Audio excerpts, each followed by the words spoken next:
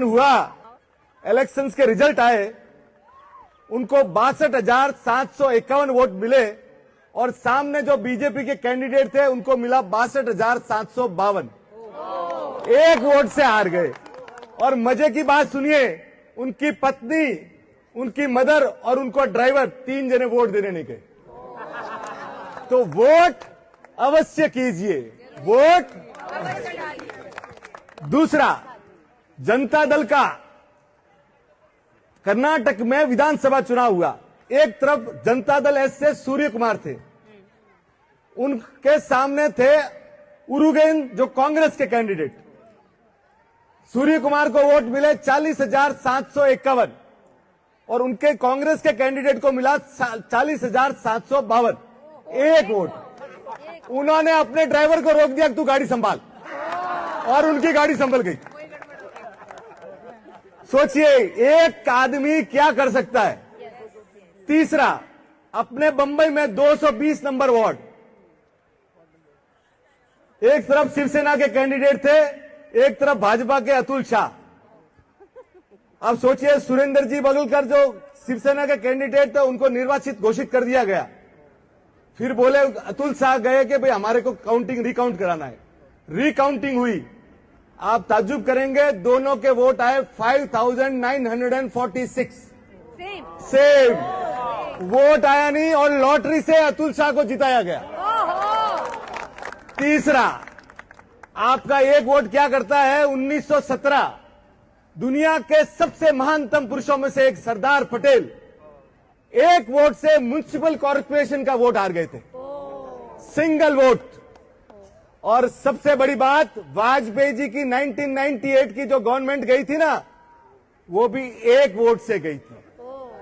और हजारों करोड़ रुपया खर्च करने के बाद 1999 में सिर्फ एक वोट के कारण वापस गवर्नमेंट लानी पड़ी थी।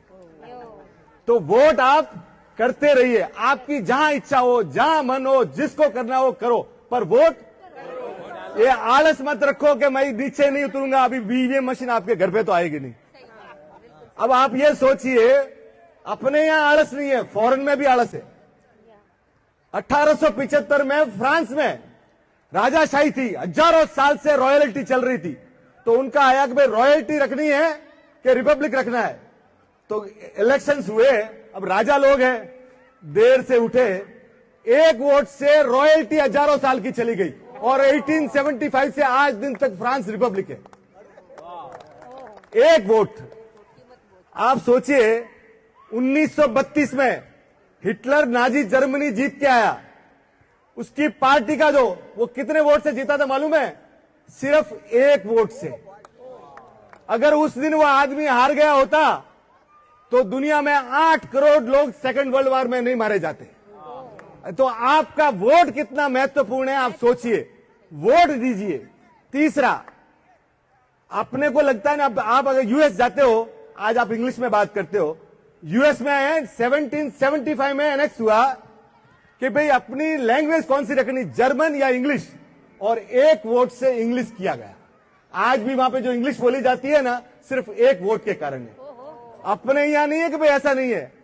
अमेरिका के 3 प्रेसिडेंट, जेफरसन 1800 से 1824 और 1876, 3 प्रेसिडेंट ऐसे हुए जो सिर्फ एक वोट से जीते, सिर्फ एक वोट से।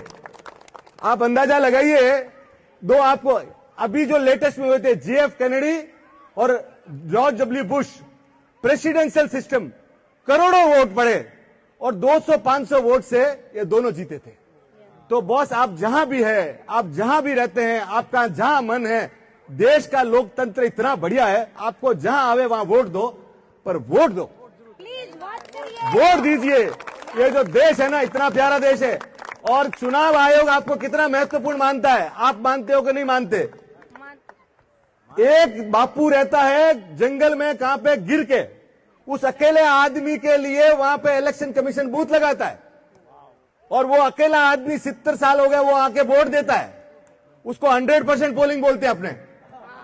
अब सोचिए, तो चुनाव आयोग तो आपको बहुत महत्वपूर्ण आदमी मानता है।